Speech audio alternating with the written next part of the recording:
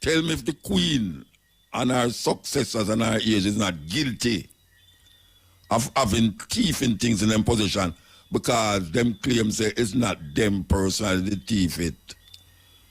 So what I'm to King Charles II and King Charles I and Elizabeth I and Queen Victoria and King James I. Ironically, King James was from Scotland and that is where the Queen died. The same King James where you hear a man talk about, the King James version of the Bible. There's Scotland. So when we look upon the crown, and we know, say, without a doubt, said those are stolen goods, stolen properties. Somebody should be arrested.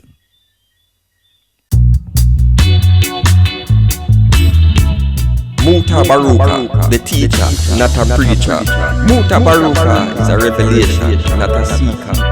Mutabaruka, the mental exodus. Mutabaruka, the ancient genesis. Mutabaruka, the friend, not a nemesis. Mutabaruka, the cutting edge. Mutabaruka, the reasoning. Mutabaruka, the teaching. Good night. This is Cutting Edge, and I refer me there with you. And next Wednesday night, warm as I would say. But we're there, yes. While up all the one them who join me before 10 o'clock. I them know say why they want to hear what we have to say continuously. We are continuing the journey, you know. We are continuing the journey. All the while, we are continuing the journey. That is how it's supposed to be. You can't ease up, you know. Can't ease up at all, especially now. You know, sometimes the place look cloudy, but you know, them say behind every dark cloud is a silver lining. You know, you go through the tunnel, dark, but when you see the bright light a shine at the next end of the tunnel, you say, yes, Papa, I did it. Well, that we are dealing with, you know. We are dealing with, say, the journey might look away and, you know, I said, sure, I bother with all them something I find them thing there, but the race is not for the swift, nor the battle for the strong, is who can endure to the end. And when a whole heap of one come and left this journey, well, we don't have no intention to left it, you know. Because I tell you, I spend more than my half of my life a lobby and I watch where I go on. We can't turn back again. No, we can't turn back again, man. We evolve, but we not turn back. Because as information presents itself, we examine the information critically and analyze it crucially, and then just say, yes, that this we deal with, that this we work with. You understand? So we start at 100 and we are go up. Yeah, man, when I go down, we are go up. You understand? So, you know, say, weeks ago, about 3 weeks ago, we play a little clip here. The wealth of Queen Elizabeth explained. Long before she died, but before she died, this thing was done, and we never know what will happen. Obviously, we don't know profit, so we don't know what will happen. But we want to just remind the people them, and those of you who never hear it, we want to remind the people them at this information here, where we get out on the cutting edge. For those of you who never listen and listen now, listen. Queen Elizabeth II's face is on every note and coin in the United Kingdom. But as Britain's longest reigning monarch marks 70 years on the throne, still little is known about how much money she has personally, how she gets it, and who stands to inherit it. The Queen has a lot of wealth which is held in trust on her behalf, and she also has her personal investments which are held in things like bank accounts, of which very little is known. What we do know from public records is that the Queen receives at least $20 million in annual income through her private estate, and another $100 million from the UK government each year. Most estimates then put her net worth in the hundreds of millions. But here's why pinpointing an exact figure is a royal headache. The first thing to understand is that the Queen's income derives from both public and private assets. A large amount of it comes from something called the sovereign grant. Here's how that works. In the 1700s, the monarchy handed over revenues from swathes of land to the government, known as the Crown Estate. Each year, the government pays a percentage of the profits made on those assets back to the monarchy. That annual income is known as the sovereign grant. Last year, it totaled more than $107 million and is used to fund the Queen's official duties and maintain royal residences like Buckingham Palace, which is held in trust for the reigning monarch. The Queen does not personally own the properties making up the Crown Estate and therefore wouldn't be able to sell them for her own financial gain, unlike the two properties she does own, Sandringham House in Norfolk and Balmoral Castle in Scotland. Each is valued between $66 and $79 million by one royal expert, although a potential market price for this type of asset is difficult to determine. Prince Albert bought the Balmoral estate in 1852.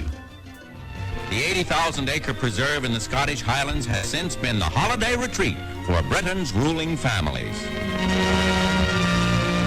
Balmoral and Sandringham are two properties that are very close to the Queen's heart. She spends her summers in Balmoral and traditionally spends Christmas at Sandringham. The two estates passed from monarch to monarch until Edward VIII's abdication in 1936, when a financial settlement saw them transferred to his brother and Elizabeth's father, George VI. If precedent is upheld, both properties would be inherited by her eldest son and heir, Prince Charles, and their true value will remain unknown. Charles would also inherit the Duchy of Lancaster, almost 45,000 acres of commercial, agricultural and residential properties in England and Wales, privately owned by the Queen. Last year, it netted her nearly $27 million, mainly through rent. The Duchy of Lancaster is effectively a huge tract of land which is held in her name and pays her an annual income which helps fund her lifestyle.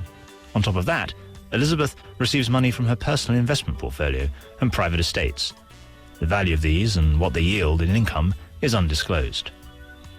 She doesn't have to pay tax on any of this, but since 1992 has voluntarily paid income tax and capital gains tax after deducting money spent for official purposes.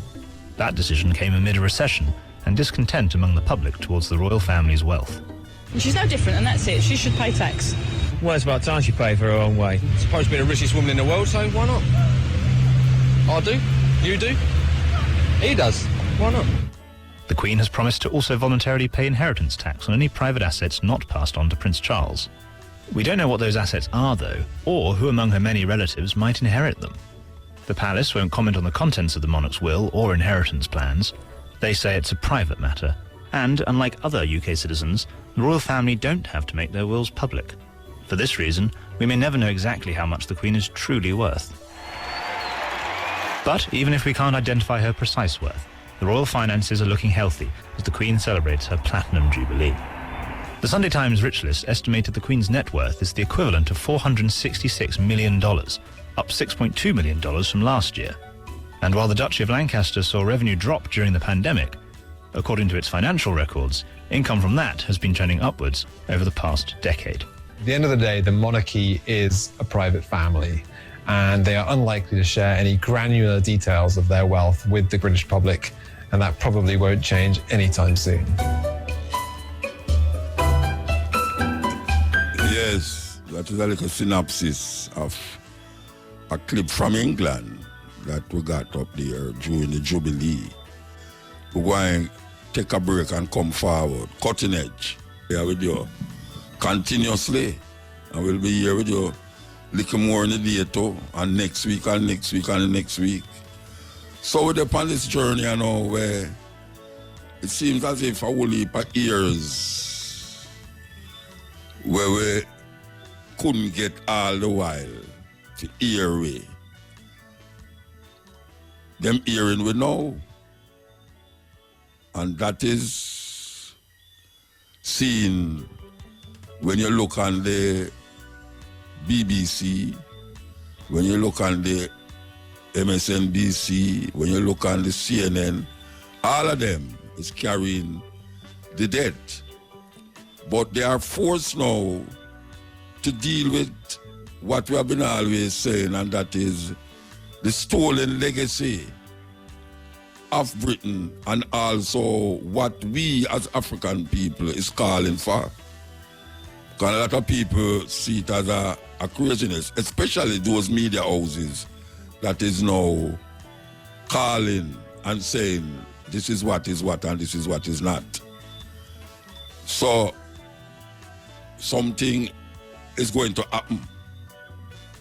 Something is going to happen because, you know, we as whatever they call grassroots people who say certain things, it don't take momentum until certain people say that is not of the grassroots. You know, when you say certain people demonstrate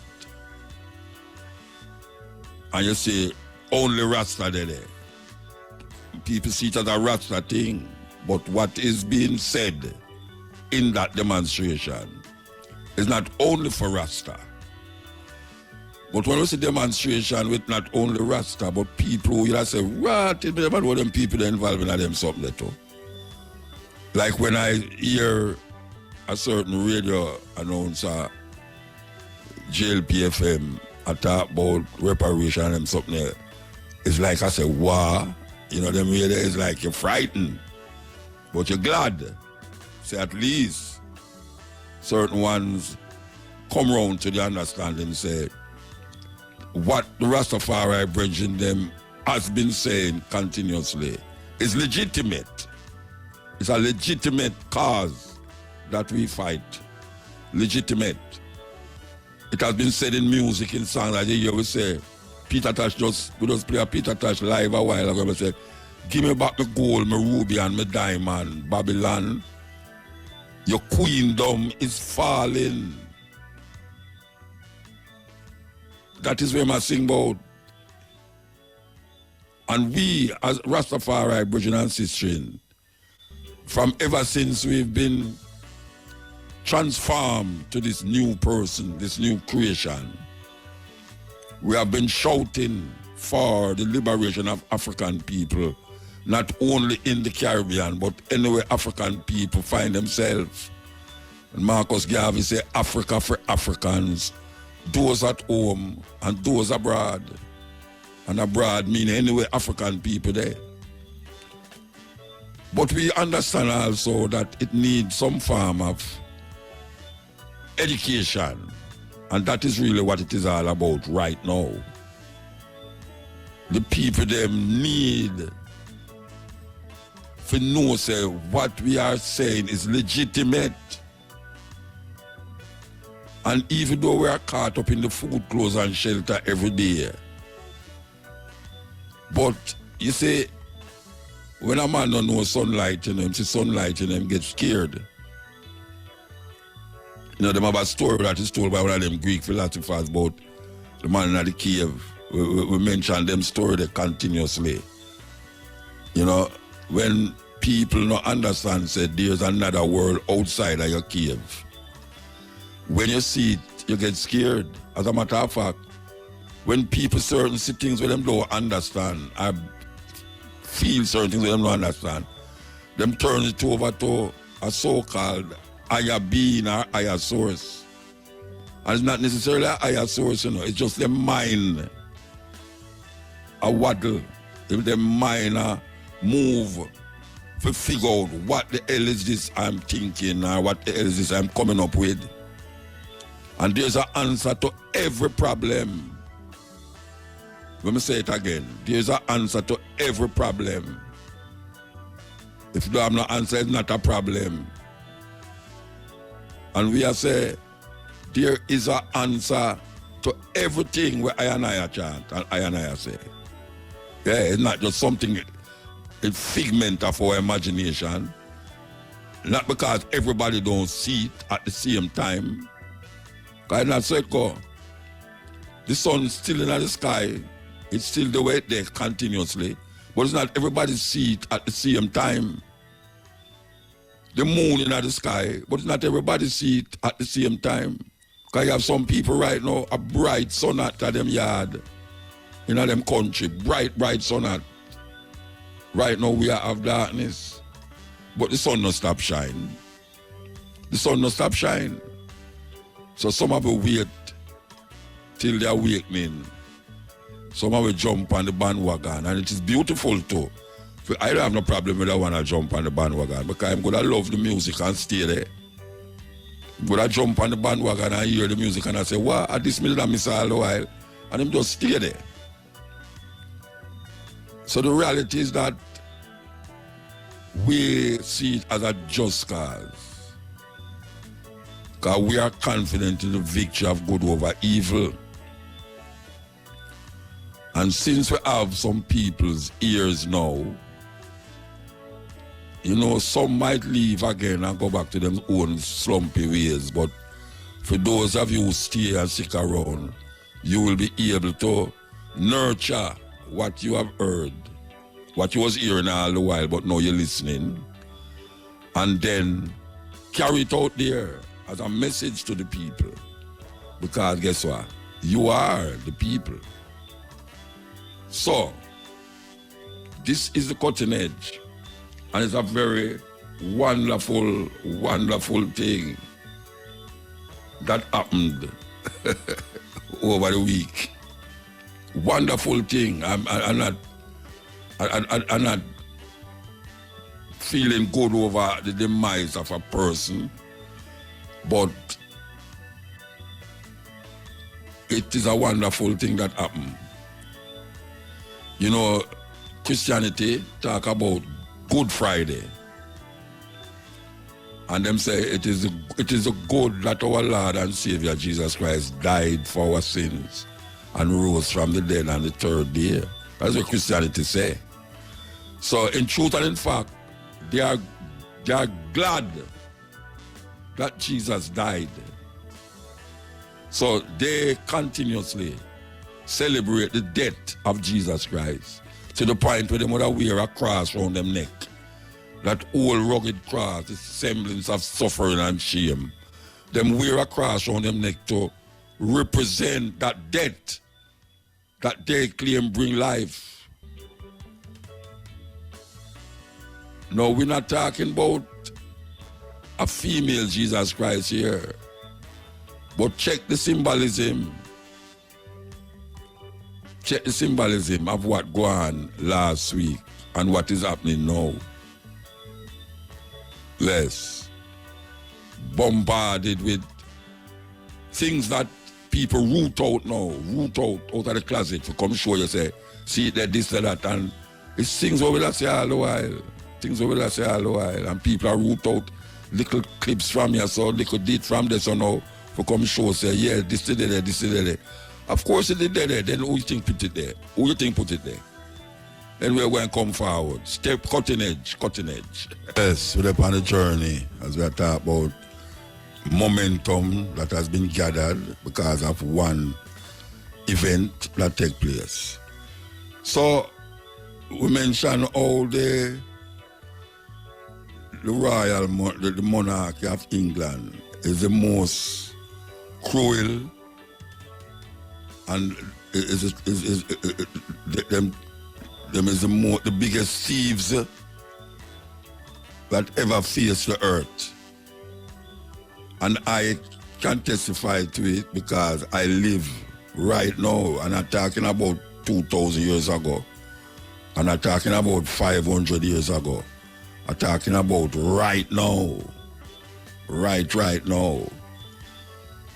You see that cloth where Miss Lou wear? Miss Lou wear that cloth, them call it bandana. That's an Indian print. Woven and printed in India.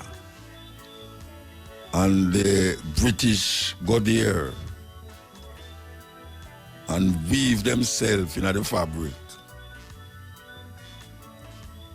And people start to brand it British. You see that crown where the queen have on her head? The jewelry in that crown come from India. And them go to India and divide up the country. Pakistan, India, the same country, you know, it was them divided. So them have the main woman, them head of state, wearing thieving goods. You know, that is a sentence in our court. Sometimes it's not you thief it, you know. A man thief your car and sell it to a man, you know. And then find the car with a man there. In the law, you're guilty and you're liable to go to prison for having stolen things in your possession. Well, tell me if the Queen and her successors and her age is not guilty of having thieving things in them possession, because them claims say it's not them personally the thief it. So what I'm to King Charles II and King Charles I and Elizabeth I and Queen Victoria and King James I. Ironically, King James was from Scotland, and that is where the Queen died. The same King James where you hear a man talk about, the King James version of the Bible. There's Scotland. So when we look upon the crown, and we know, say, without a doubt, said those are stolen goods, stolen properties, somebody should be arrested.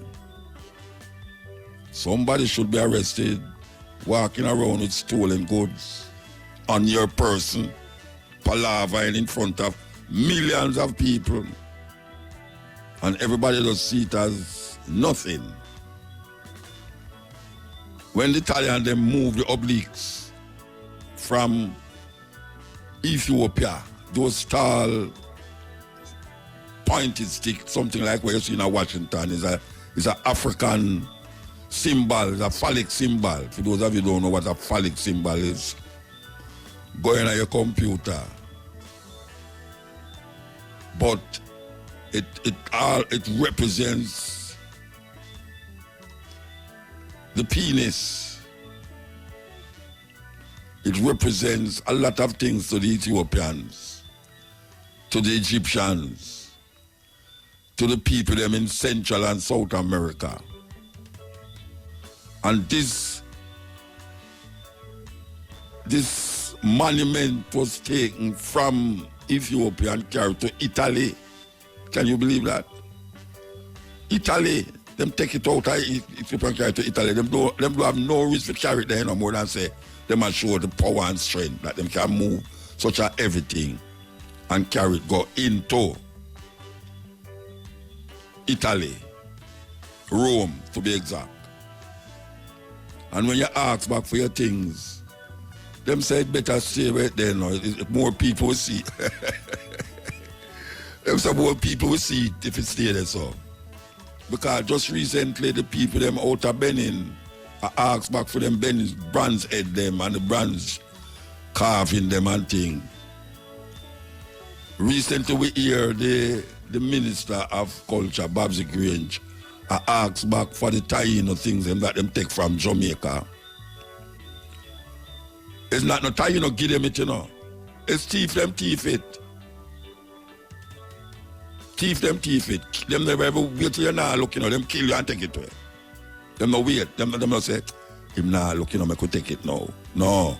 Them come in your yard, come in your house, see something on top of your fridge. Them say, him go in a bathroom, all right, here we got thief that, you know, want it, you know, here we know. You go kill him and me run outside with it. And that them do. Come on, thieves. Come on, thieves. So, we hear enough people now ask, remember this woman? This African woman. I tell you, man, how them are going like say, where we are saying, no make no sense. Just say there was a woman in southern Africa, and this woman, just like how you see the woman, everybody want them bottom look like this woman, you know. Some people look like it gone far, I don't know how this woman bottom stay, because you go to Ethiopia, you see the woman them bottom, man. Me I tell you, it's where Kim Kardashian I try look like.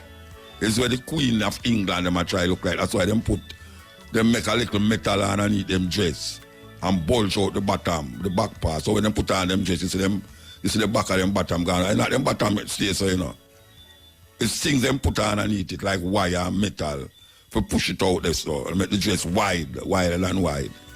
Well, this South African woman was taken to Europe and become a spectacle for white people, put her in cage, because them never seen a woman like that, with them bottoms stay so.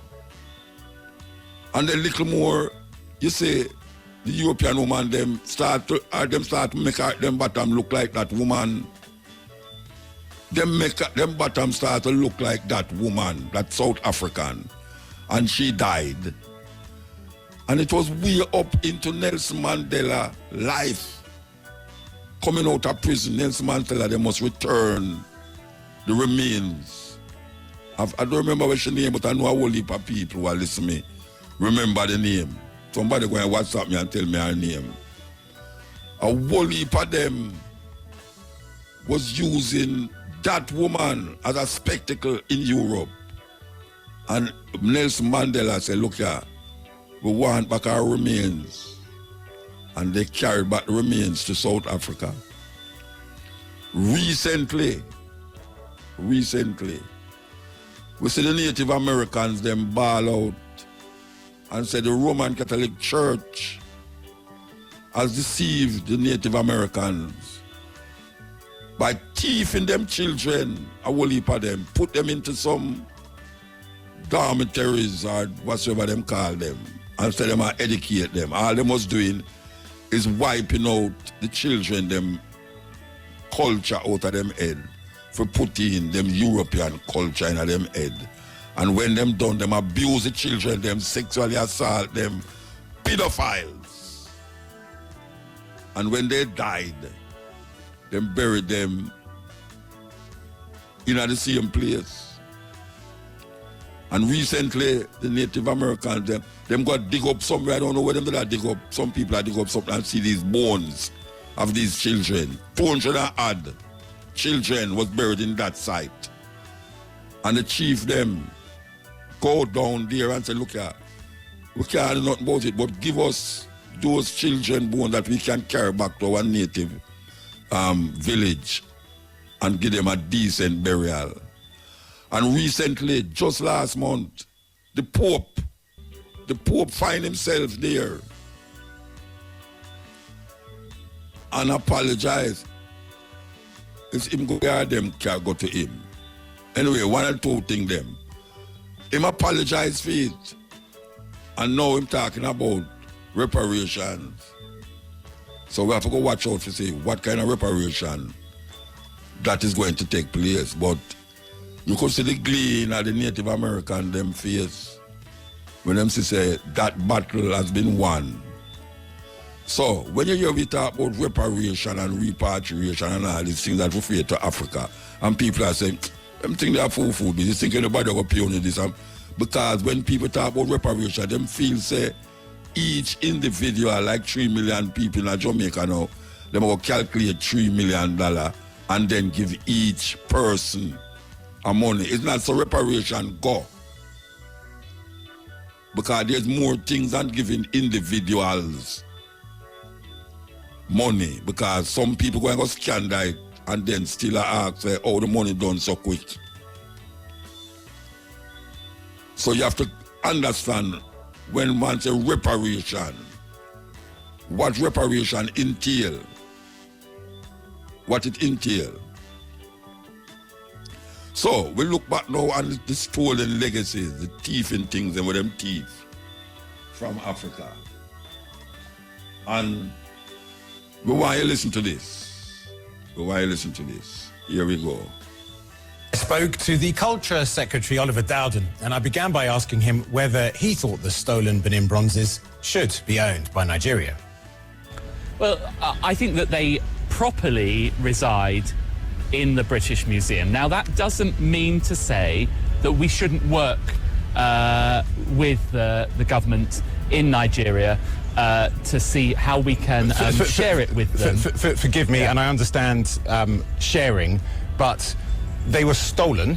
Do you not think that they should be owned by the people that they were stolen from in the first place? Well, I think that the problem with this, and of course, if we go back to things that happened in the 19th century and judge them by our values of today, it's completely unacceptable. But my concern about this is, where do you actually draw the line with this? The collections of our great national institutions have been developed over many, many centuries, in many times in questionable circumstances. I think the question now is about what we do with these. I love the Benin bronzes. I've seen them many times throughout my life, and I think them being in the British Museum, which is a world repository of heritage, allows people to see it. But look, that doesn't stop us from sharing it. Okay, but ownership is key, right? Yeah. And the Nigerians say that when they get them back, they would almost certainly be happy to loan them back to you. But the fundamental problem is that they were stolen from the Nigerians and they want to own them. I completely accept that they were acquired at a time of rampant colonial expansion in Africa, in circumstances that I'm not in any way going to sort of defend or condemn with the values of the 21st century. I think, though, the more important question is how we ensure that the world can enjoy this must stop us from sharing it. Okay, but ownership is... You know, I have to stop it right there, sir, you know, because that thing that get me ignorant, you know. You know, when the man said stolen, no, we never stole it. It was acquired. It was acquired. You know, it's gently. This is the way of white people. Them talk wicked things and make it sound so sweet that you yourself are going to start all believe what them I say. The man I tell him say it was stolen, so why you don't want to carry it back, and then the people them, if them want to them lend. Him say, well, you know, we can't judge it off 20th century values. Ratted. Thief is a thief is a thief. Just a murderer is a murderer is a murderer, right? Just simple. Anyway, I could go and play it. Seen them many times throughout my life, and I think them being in the British Museum, which is a world repository of heritage, allows people to see it. But look, that doesn't stop us from sharing it. Okay, but ownership is key, right? Yeah. And the Nigerians say that when they get them back, they would almost certainly be happy to loan them back to you. But the fundamental problem is that they were stolen from the Nigerians and they want to own them. I completely accept that they were acquired at a time of rampant colonial expansion in Africa, in circumstances that I'm not in any way going to sort of defend or condemn with the values of the 21st century. I think, though, the more important question is how we ensure that the world can enjoy this marvellous heritage. A letter will soon be sent, mandated under international law by the Nigerian government to the British Museum, formally requesting return. You and I know that would also require laws, the Heritage Act and the British Museum Act, to be revoked or at least amended. Is that a realistic prospect? No, we have no plans for doing that. All right, so you hear that? You hear that? The Nigerian, them ask for them brands. And the man say, him don't use the word stolen, him use it acquired. It was acquired. And the whole of them history, no say, a thief them thief it. Them ravage. Just like them take all people to and carry go to Europe. Go put them in a zoo. Children of the zoo. Where them are shown that take all use experiment. For sure yourself, black people, they're the last part, the last evolved set of people. These are the things that these people conjure up in them cruel and wicked thoughts. You know, you do your yard and a man come in your yard, come take away your fridge. And you put it over a film yard. Two whole heap of people come and film yard and them see the fridge. And you go over there and say, Brethren, well, I want about my fish in a brethren. He said, when people now see a good fish over here, man, a whole heap of people come in my yard and never see fridge like this, you know. He said, you want my fridge, so if you want, I will take my fridge and carry it go over my yard, and if you want, you know, if I'm not there in my yard, I'm going to fire for 6 months. You can't go and hold on the fridge and make, Him knowing that. Him knowing that. Because the law in England say, them never thief it. Them acquire it. And then you have people, you know what they say?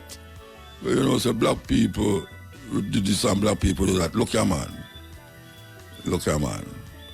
Them thief it. It's just simple. Them thief it, them thief it, them thief it. So don't bother bring no craziness in the mixture for come, you know, get rid of them guilt where them supposed to have what them do have. You know, we want to make them feel like, you see, that is really what the problem is, you know. I will keep talking about this thing with them event named the Stockholm Syndrome.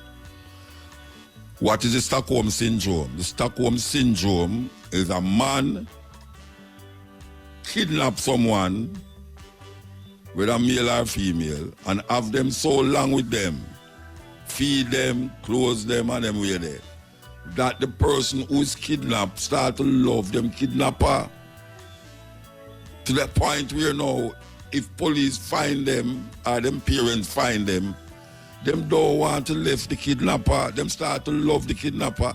And when they must see the kidnapper beat them up, have sex with them when they want, do all sort of thing when they want.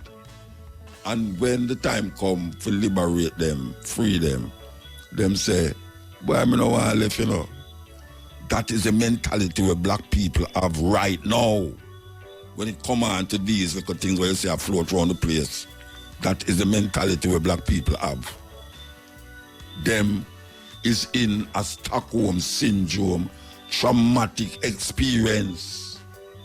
Because when a man realizes that he might love him oppressor more than a person who him and the person is being oppressed, then I'm in a serious problem. I'm in a serious problem, Rasta. If you start to love your oppressor more than the ones them who deal with you where the oppressor oppressed, you're in a serious problem.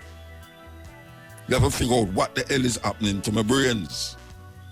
So that's why Marcus Garvey said, emancipate yourself from mental slavery. Though others may free your body, but none but yourself can free your mind. And that is really where we get caught in now. Because with all this, we are going to look on the Prime Minister. The Prime Minister said, we must have 12 days of mourning. And obviously that is part of some British talk. Because in government, which is British, in government, I don't know if them have something in England where say, if the Queen dead, you must have 12 days of mourning. But him couldn't just conjure up that in him head, so.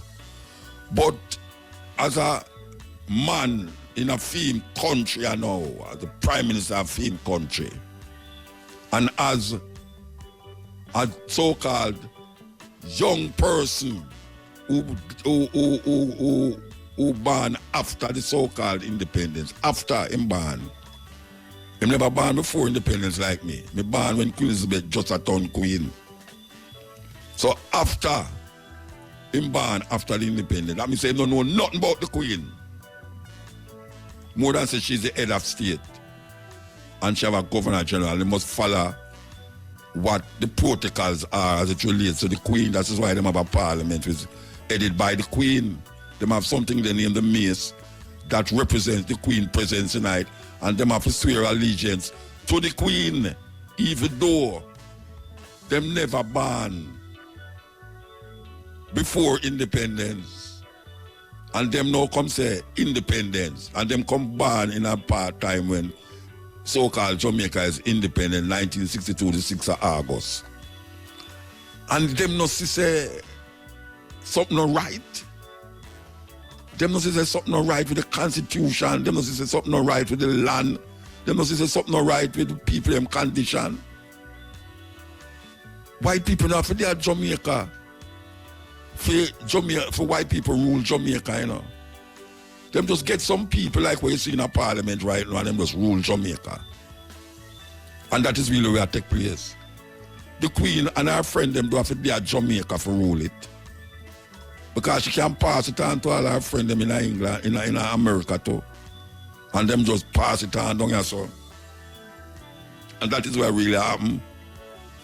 It's a terrible thing, man. It's a terrible thing. But it's true, is the minority voice. You see? It sounds like a rant and rave. The man there rant and rave. Rant and rave. But it's not rant and rave, you know. Yes. Yeah, we're not under no Mali. We're not under no drugs when we attack. You know, see, we don't eat bad food. You know, see it. We don't have no illusion and delusion. We don't have no deluded mind. This is we, up front. Mutabaruka, the teacher, not a preacher. Mutabaruka is a revelation, not a seeker. Mutabaruka, the mental exodus. Mutabaruka, the ancient genesis. Mutabaruka, the friend, not a nemesis. Mutabaruka, the cutting edge. Mutabaruka, the reasoning. Mutabaruka, the teaching.